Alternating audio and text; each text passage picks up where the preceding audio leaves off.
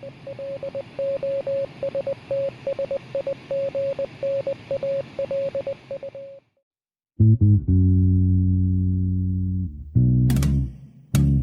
to The Lost Signals Discusses Film and TV. Using the revolutionary Manzur-Ramosi-Thurlow scale, or MONS, we scrupulously review these art forms with an emphasis on narrative structure. Join us for another entertaining episode.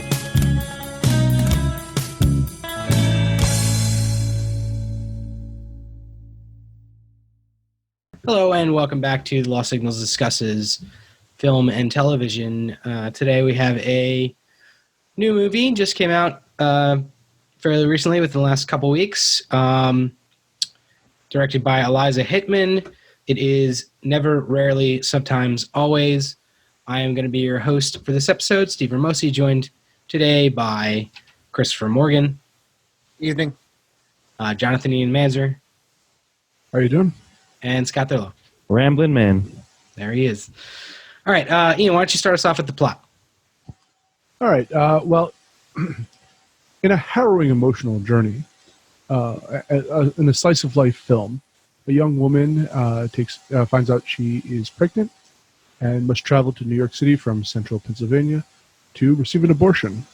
And it is she's 17 years old and is dealing with that social isolation, the emotional repercussions of her decision, and it is a very thoughtful piece detailing what would likely be one of the most significant and, I'm going to use the word again, emotionally harrowing experiences of a life.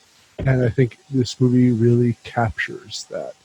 This is also probably going to be the most hated movie amongst the religious right in a very, very long Fuck time. them anyways. But they're not even listening to us.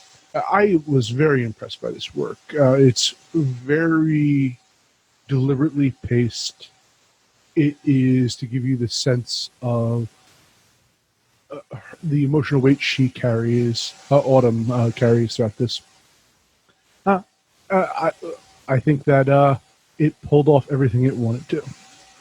I mean, I agree. So I enjoyed this movie, and I said off cast previously, it's sort of in the vein of not a 1-to-1 ratio or anything like that. Don't get me wrong, but things like Lady Bird or even Juno, within that sort of same vein of overarching umbrella.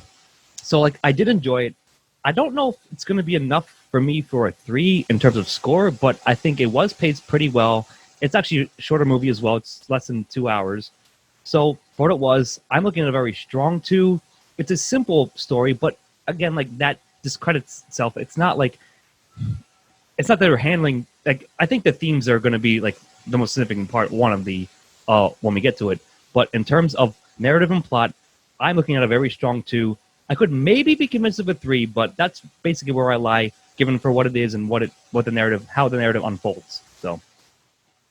Yeah, I don't think there's any weakness to the plot here, but it feels like,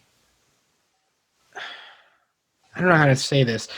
It feels like there's not necessarily enough there for me to give it 3 full points. Yeah, I kind of get what you mean. The plot is well done and strong, but the important part of this is check out this slice of life and look at our characters, and not necessarily this is an intricate plot that we're developing here, right? It's a movie that brings in its emotional and narrative core with themes and characters, and not necessarily the plot is incidental to everything that's going on. So I'd probably give it a 2. Not that there's anything wrong with the plot, but it's not the important part of this movie. And the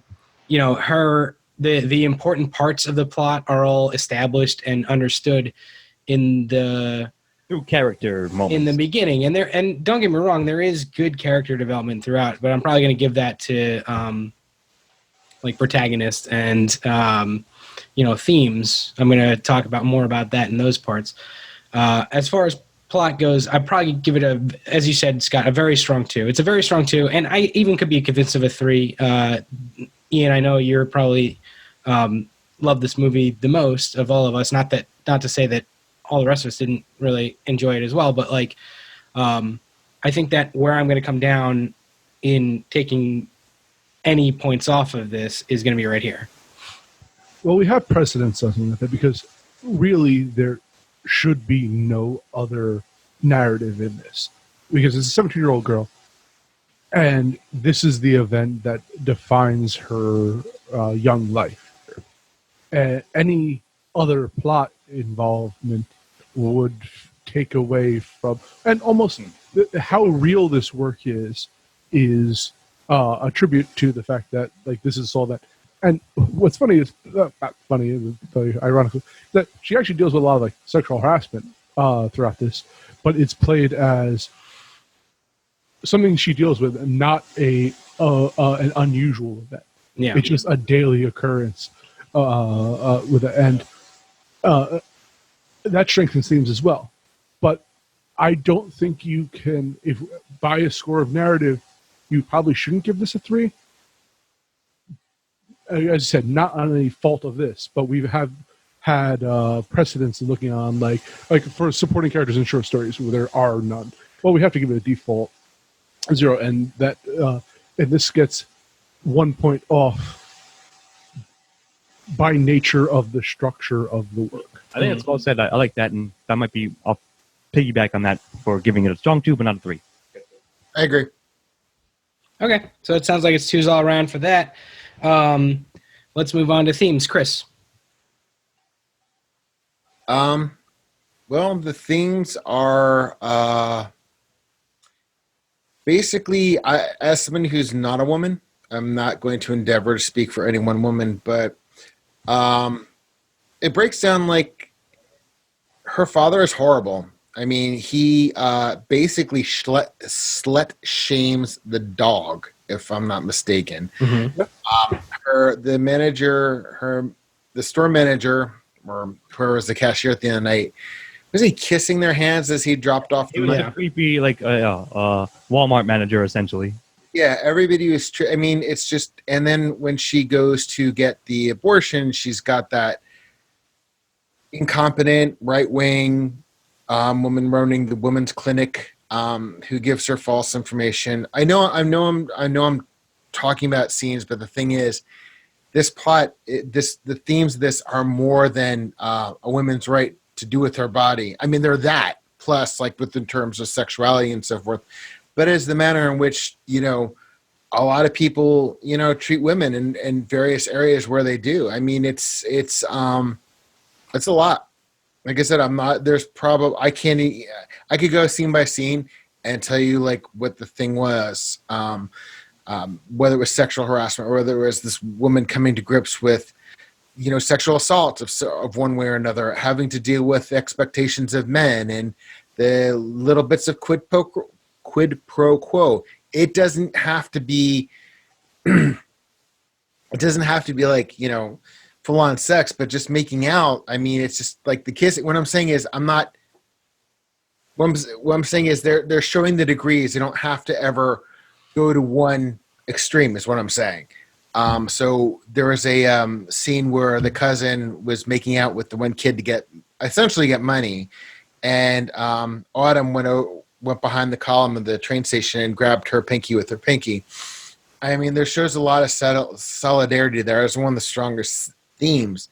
So it's really hard to break down to one specific thing, because the more I'm trying to narrow it, the more it's expanding. I get you. What I'm saying is it's I'm giving it a 1 because it deals with a lot and it deals with things effectively as somebody who's not a woman. I'm going to retroactively give a log line, and I meant to talk so. If you ever had to walk a mile in her shoes, then you might know really what it's really like to have to choose. If anybody remembers that song. Mm-hmm. Like, I mean, yeah, you're right, Chris. Like, it is that, and many other things too. Like, it touches upon just.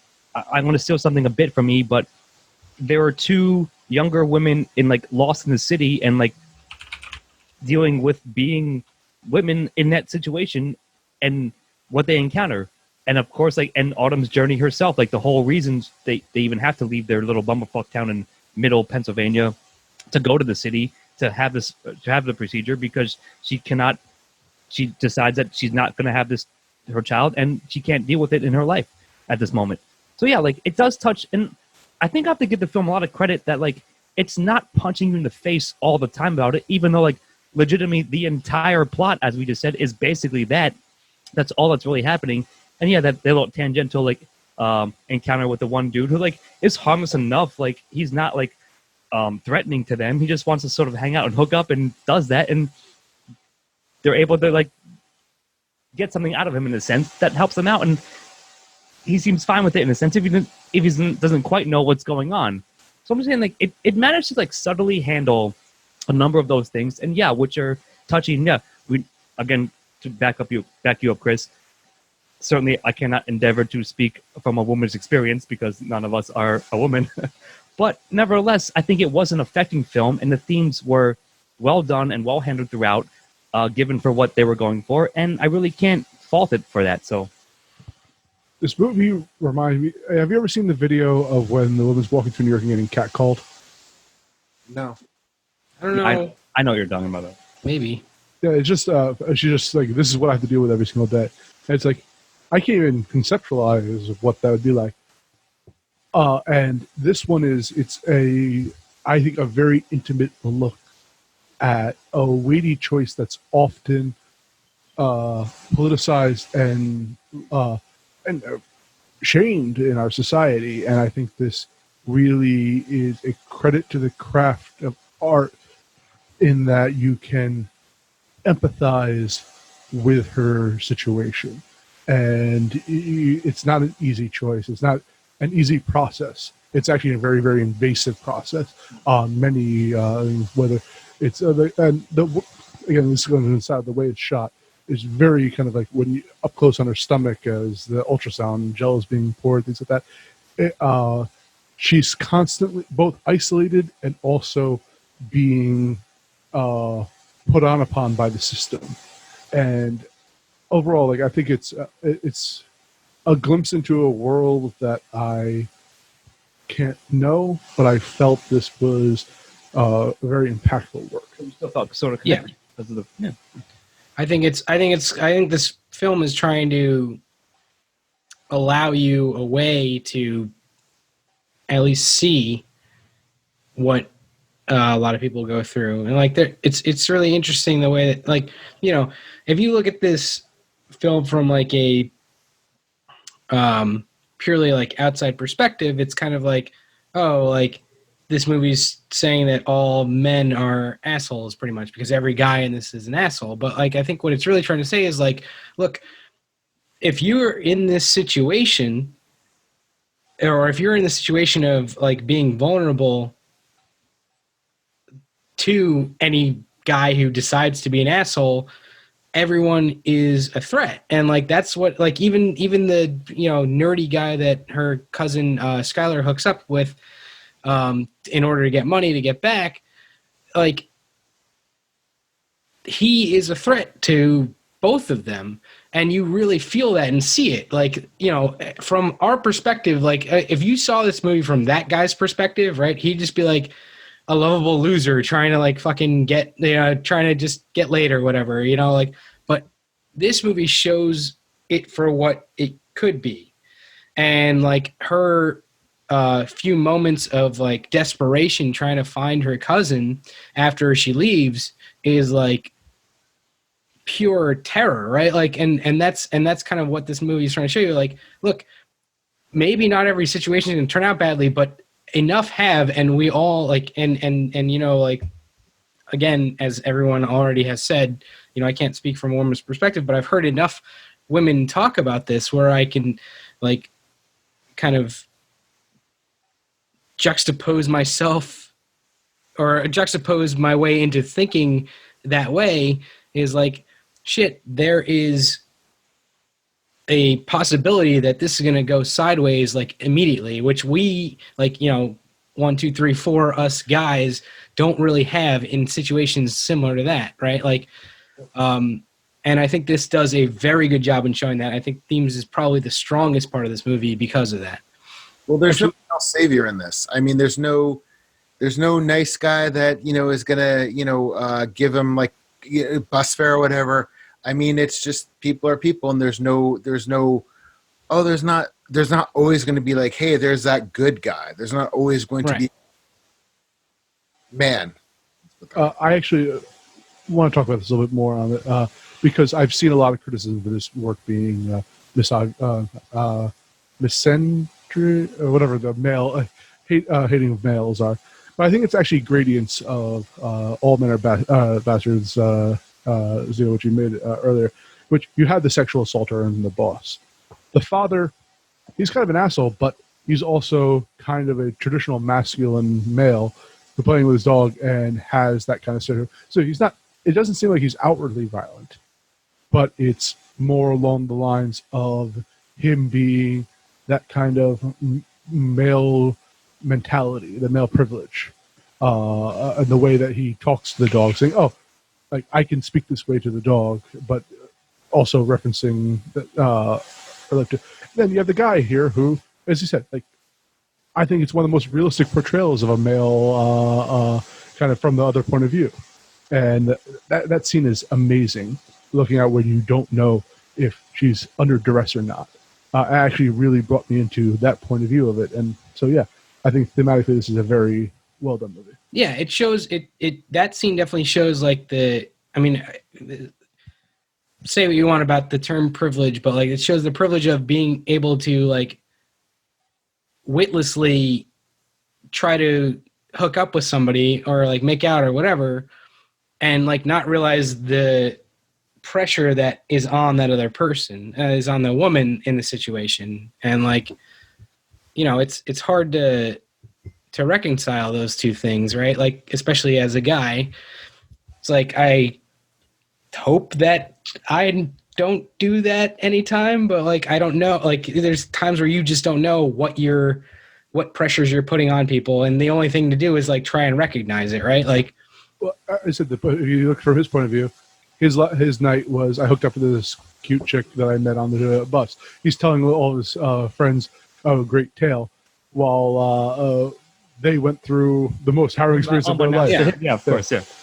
No, like I said, like as a cap off, at least for me, yeah, it's all that stuff is subtly handled, and it does a good job of weaving it through the narrative and through the characters, which we'll get to as well in a second. That it's just very seamlessly there, and I give it a lot of credit the way it's able to gel that. So one. I see one thing, and it's really reiterating. I think Ian surmised it himself. Is that that young man is going to look back like, hey, I made out with this chick. It's one of those things where keep you looking back on it. It's really fucking sweet. All right, go on. I don't mean sweet. I'm just like perspective. Well done within the film, right? Yeah. It's right. I mean, we could talk about the themes of this movie for a long time, but we're going to move on to antagonist. I'm going to talk about antagonist. Yeah, I mean, it's a lot of things, right? In this movie, it's her own like inbuilt self-doubt. A lot of times, I feel like it's a lot of the misogyny of society as portrayed through the men and sometimes women in this movie. I think it's a lot of like just governmental regulations is a lot of it. She's unable to do what she wants to do with her body in her hometown. She has to travel to New York, like hours away, and spend 3 like hellish nights there in order to get the procedure that she wants to get, in order to get an abortion. And like, there's a lot of things that are working against this character. I feel like she is well antagonized throughout the movie, and I think that they're all very well done. And I think it's pretty impressive how this movie in an hour and 40 minutes is able to weave so much antagonism into her life. And she starts off the movie as like getting basically hand waved by her father, who says like it's hard to compliment somebody when they're never in a good mood, or and shit like that. It was like the just like very easy misogyny that kind of happens all the time, especially in familial structures and things like that. So like I like what this movie did in showing that, and showing what she was, not only what she was dealing with, but how she was feeling about it, with using very little dialogue, especially in terms of like speaking about it. It does a great job of exploring that. So I'm going to give it a strong one. Yeah, I mean, I generally agree. I don't have much more to add. I think you covered a lot of it. I'm going to give it a 1 because I think you felt it certainly while watching it, like what was antagonizing her, whether it be this and that. Like they all sort of add up to a conglomerate of, I don't know, I guess societal pressures is a good way to describe it, right? So I certainly think, and a couple of things I might have to say might be tied into the next couple questions, but for the record, definitely giving it a 1. And I think it came across, again, in the same way as themes, not hammering over the head, but certainly kept it up throughout, and you understood what was happening and why, and her motivations and what she was deciding. So I don't have anything to add. I'm giving it a 1. Yeah, I agree. That wall she has to build around herself throughout most of this. You can, and one of the first parts is a rational part of me says there should be simpler things. This should be a simpler process. Like I don't want to see her suffer the way she's suffering. Whether it's, I wish she could go to her parents. I wish the local laws allowed her not to have to travel to New York and spend the last of her money for this process. I wish all of these things, but that's not the reality that we live in. And that's indignant. Yeah, absolutely. All right, so that's one's all around there. We're going to move on to protagonist Scott. So Autumn, and sorry, you got the cast list in front of you, Steve-O, because Skylar, her cousin. Yes. Well, Autumn and Skylar, who plays? What are their actual names? Autumn is played by Sydney Flanagan, and Skylar is played by Talia Ryder. So, like, I think they're very good, and they're up and comers. Like, I think they're clearly young themselves. I believe this may have been like one of, if not their first, like bigger roles in a bigger film. I think they do a great job. So I'm sort of not torn, but certainly Autumn is the protagonist, right? But Skylar is there with her the whole time, and even like the film makes like, again, not an in your face point about it, but Skylar's very supportive. She, in fact, they have their whole plan to sneak out from their hometown and go to New York, and she's there the whole time and helping her out. And yeah, they have like not even like a fight, like because of the nature of the situation, they get into like a small tiff but very quickly reconcile. And because it's clear the film establishes, again, without like basically showing and not telling, that they're very good friends, possibly the best friends because of their cousins, and that I think it's implied they're same age and the same grade. Mm-hmm. So the only thing is, like, I'm not sure whether to call them like a joint protagonist and of like a 60-40 split, maybe even 70-30, or should I put Skylar into secondary characters as like the most and important supporting character? Either way, I'm giving Autumn her within it a 1 for sure. I'm just not sure how to classify Skylar at this point.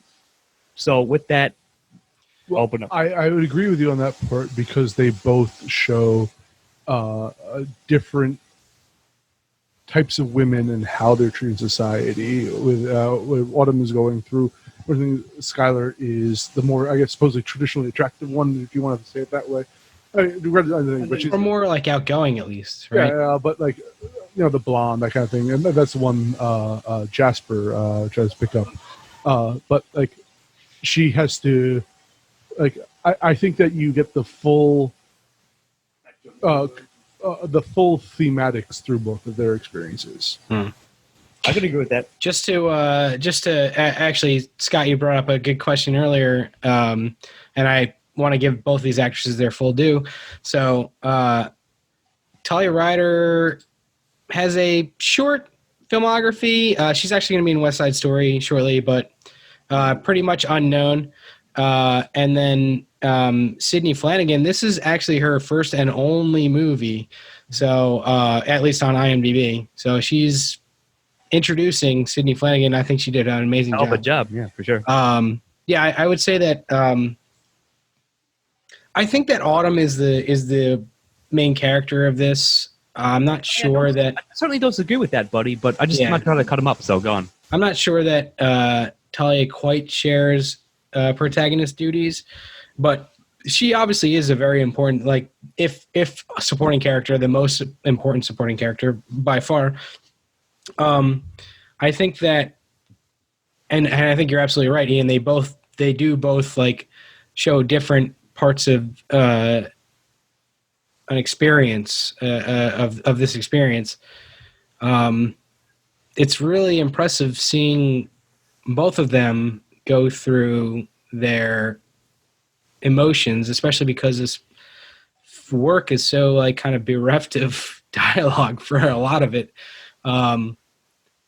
They have these like really powerful just moments of expressions and moments of like togetherness that are just shown through like little acts of sleeping near each other or like being close to each other, you know, kind of these moments of closeness. Kind of similar in a way to another movie we reviewed recently, First Cow. They have these like quiet moments of like togetherness and closeness. But yeah, like it's the Autumn is a fantastic protagonist character in this, and I think I am going to save Skylar for supporting, but yeah, I'm going to give Autumn full marks for protagonist. I got you.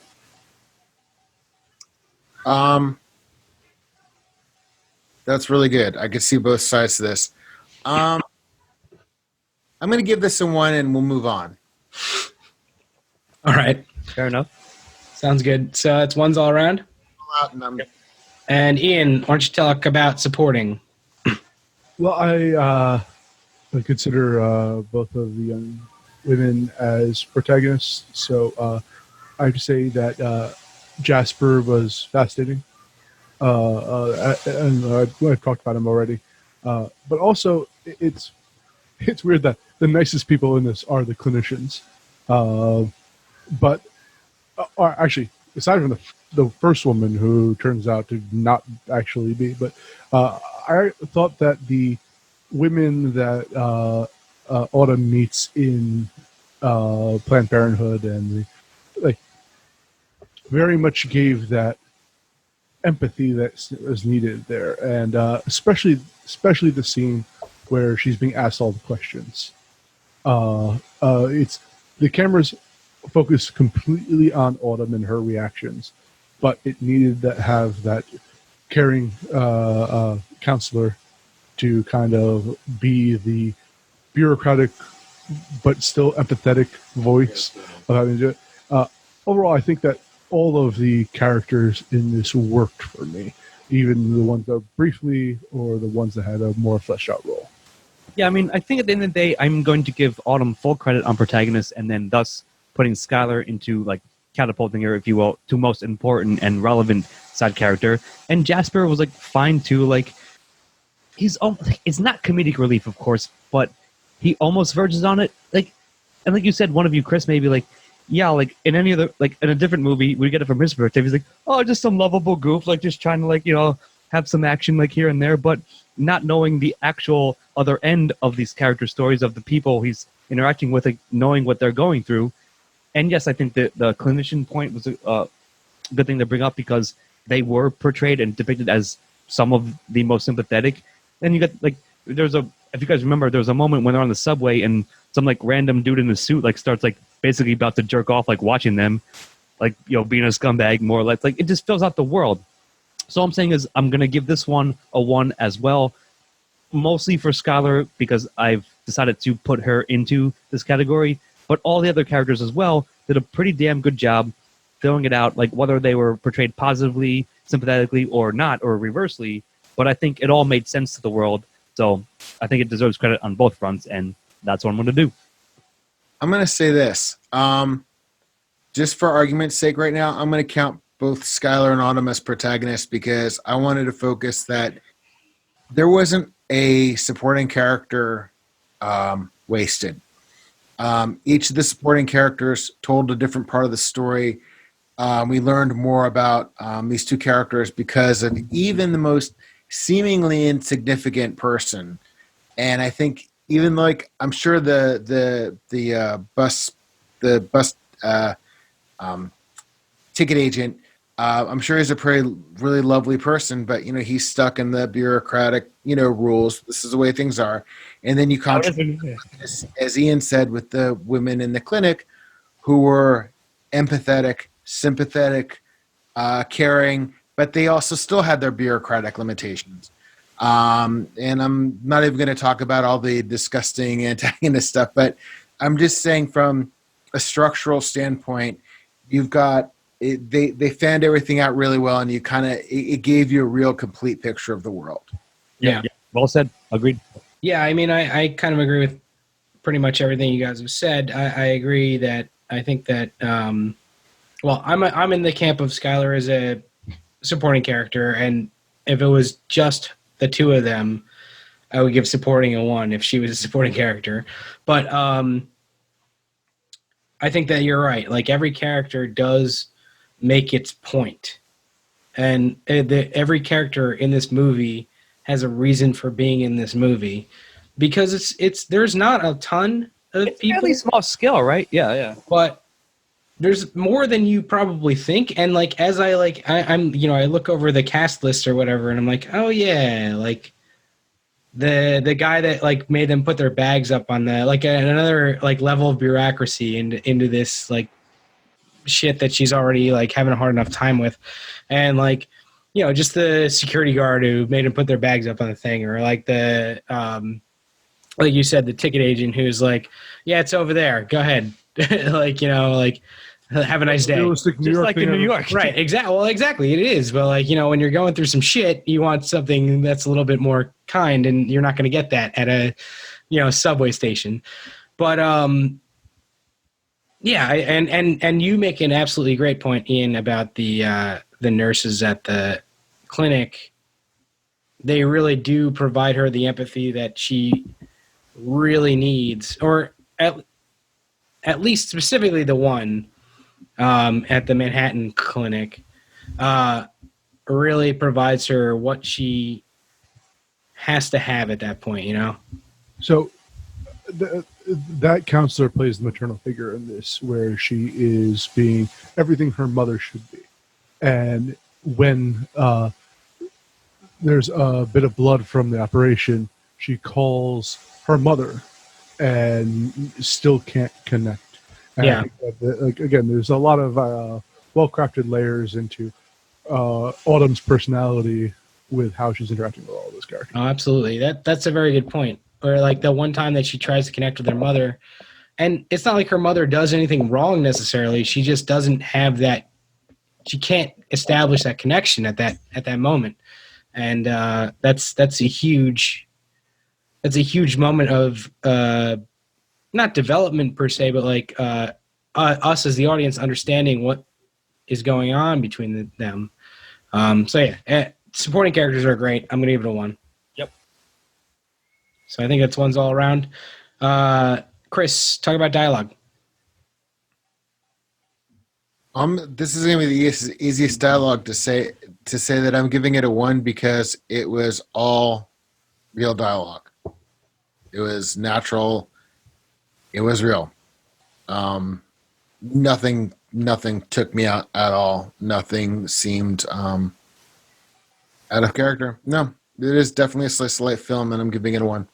I mean, I am going to do that, but it's almost like I want to channel Good, Bad, and the Ugly in a sense, because I think one of you mentioned that a lot of it is via like looks and body language and not necessarily spoken dialogue. And now while the spoken dialogue itself, yes, Chris, was natural, believable, I was fine with it. It's nothing mind-blowing, but that's the whole point. Like, it's just a down-to-earth, like, this is shit you're going to say in the situation. Like, you okay? Like, yeah, I'm fine. Like, that speaks a lot to the characters.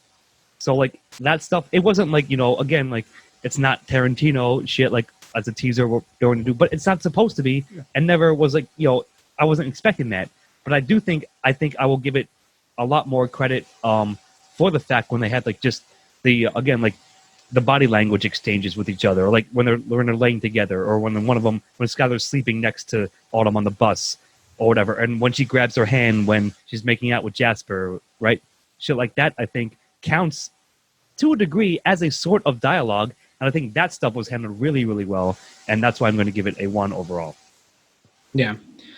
It's I'll give you the last word on this, Ian. I'm just going to quickly say it's sparse, but when it's powerful, it's very powerful, and I have to give it all credit for that. Well, the juxtaposition of the sparseness and adds to the power of the spoken words, especially when because she has, as I mentioned earlier, a wall built up around her, and then when that counselor is pressing her about a torrent of emotion rushes out. I think it's actually one of the best acted scenes I've seen in a very long time. I think you're right, the best scene in the film, but we get so much information, and most of it's not expanded upon, but rightfully so. But we get so much information in one scene of everything that's welling up inside of her in that one moment of dialogue, and you understand the wall that had been built around for the rest of it. And so I have to give this a very, very strong 1, actually. Yep. Absolutely. So 1's all around. It's going to leave it with style for me. I am going to say, yeah, this actually the style of this is perhaps the second, what I would give the second strongest one to after themes. It's it's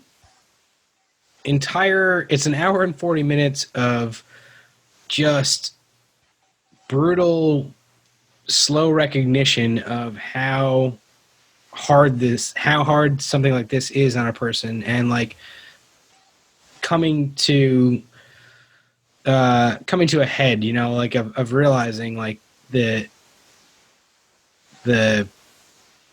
not only like heartfelt like pain that's going on, but it's just the like fucking absolute moment to moment annoyance of all this bullshit. Like, and the movie does a very good job of like portraying that through the shots that it has, through like, I don't remember if there even is a soundtrack to this, but the sound design on it and the way that I don't think there was, but yeah, the way that they warp sound around, like it feels like the sound is warped around like the characters to an extent. Like it just, there are points where the only thing that's happening is the character that's on screen, and like the isolation of having everything kind of be set back from you, and like you are the only, like she is the only thing that's like really radiating out onto the screen.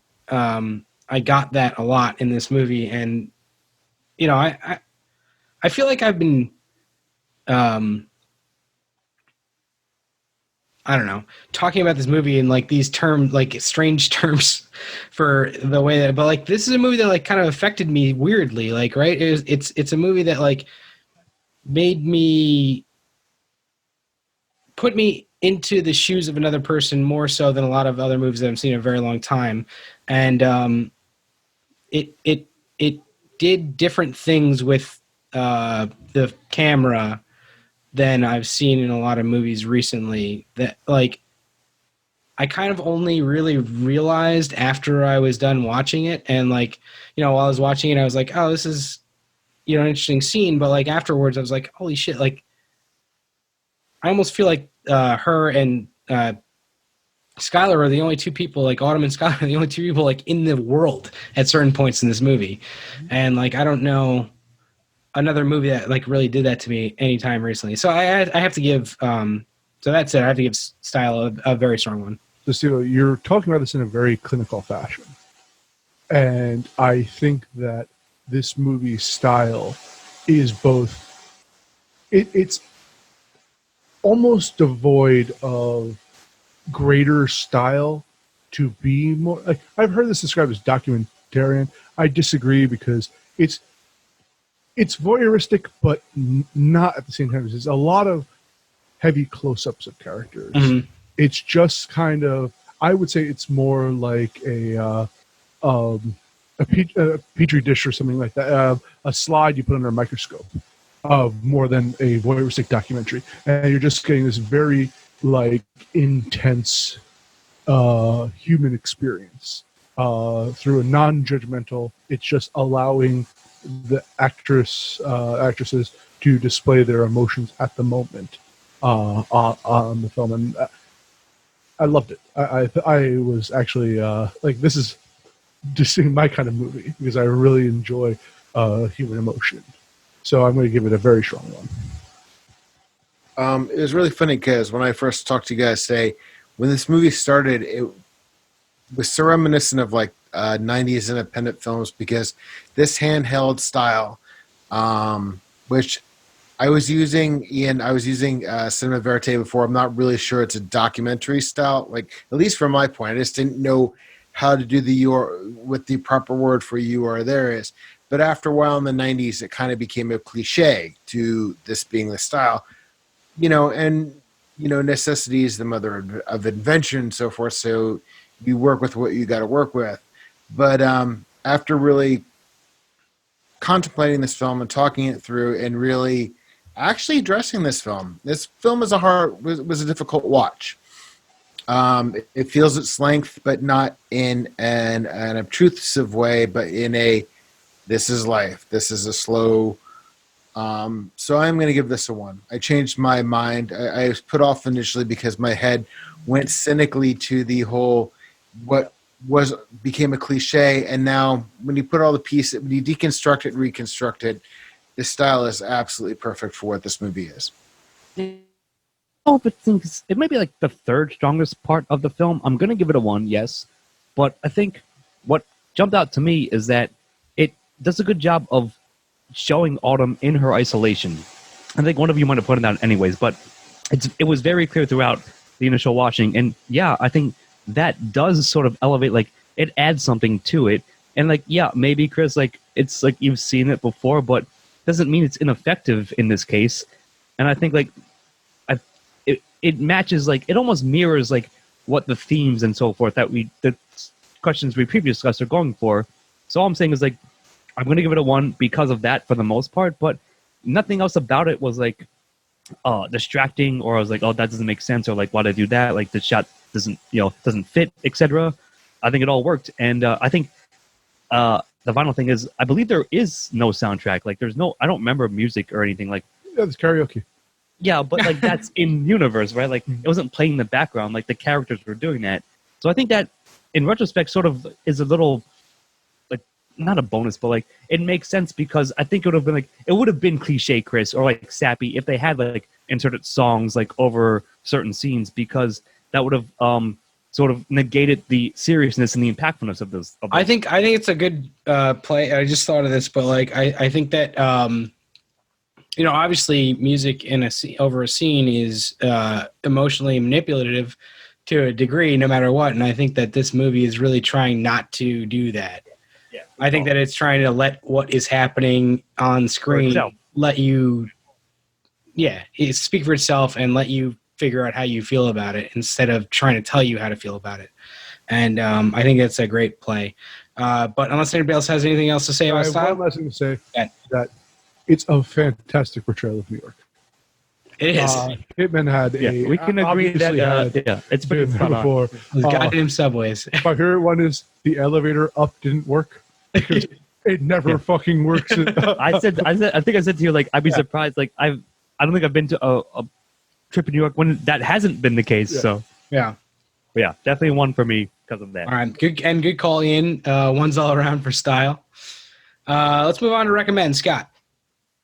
So yes, I generally do like. Sure, this film is not for everybody, okay? But I think it's a film that's worth seeing for sure. As well done for all the reasons we literally just talked about. And I think like it, I don't know, like because this year 2020 is so completely fucked. in many ways. But like I could see it like being a possible Oscar nom or a awards nom. But yeah, I think it is worth seeing. And granted, like it's not a feel good movie, but it's not the most depressing indie film I've ever seen either.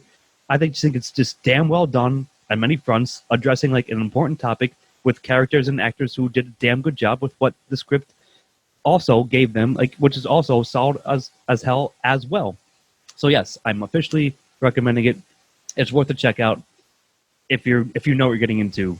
So that's how I cut it up.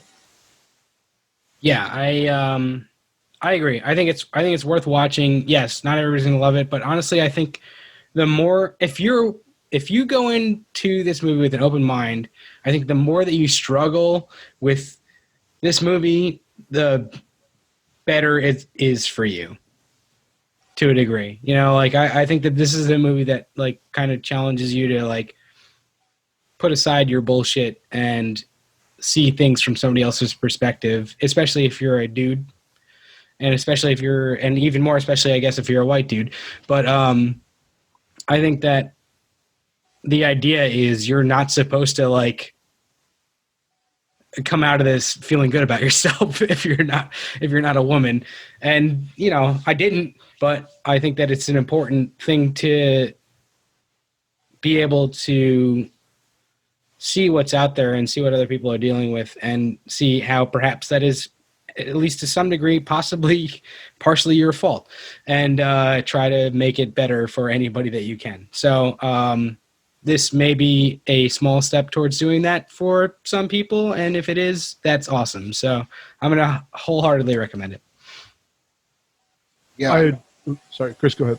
Well, I was going to let you finish because I recommend it as well. It is definitely, I think we all said that's not an easy watch, but I think what makes this movie worthwhile is the fact that it asks more questions and brings up more topics of conversation than the movie's not designed to answer any of these things. It is what it is. And it's a worthwhile thing because it will, at the worst, start conversations and give you something to think about. So yeah, definitely one. Realism stripped of nostalgia and Romanticism. Exactly. Very human works are my favorite one. This is an incredibly intimate piece. It's intimate with the director who also wrote this. What's her first name? Eliza Hittman. I can tell that she put a lot of herself into this work. I don't know if it's based on a true story or not, but it's things that have been on her mind that she's made. The portrayal by Autumn and her emotions in there. And this is my favorite type of art. The ones that really hit you, the rawness of this work. And yeah, it's not for everyone, but I'm going to recommend this to people because I guess this is going to my bias. This is the type of work I love. Okay. Absolutely. All right. So anybody else got anything else? Break it down for us. So pretty easy breakdown. We all gave it 9s. We all gave it 9s for the same reason. We all left off a point in plot because really plot's not the important thing of this movie. And I think we all realize that. Not that it's a bad plot, but it is. It's more of a framework and it works for what it is. It's a thematic work more than anything else. Yep. And it did a great job at that. So it's a 9 aggregate score overall. And yeah, I think that's right. I came into this. I think several of us, other than perhaps Ian, said we're going to come into this giving it an 8 or a 9, and I think 9 is, after having talked about it, the way to go. It's a really affecting and really good piece. I would be happy to see it in the Oscar conversation. Why they're not going to put it in there. We'll see. I honestly, after I ended the movie, I was like, this is a great movie. I'm not sure it should be an Oscar movie. Now I think I wouldn't be mad if it was. So, yep. Let's leave it off there, guys. Oh, sorry, Chris, go ahead. Let's say if they actually did choose this as an Oscar film, I would have to reevaluate all my cynicism towards Hollywood. All right. Shows and stuff. Yeah, I guess we'll see. Gotta face your own They didn't prejudices, give it but- to Beale Street. You know, They're not gonna- Parasite won last year, so all bets are off. So we're gonna leave it off here. Thanks so much for joining us, everybody. I have been your host, Steve Ramosi, joined tonight by Christopher Morgan, Good night. Jonathan Ian Manzer, Have a good night. and Scott Thurlow. No matter who you are, always be careful on New York subways. Thank you for joining us. We'll see you That's next the time. truth. Cheers. Have a good night.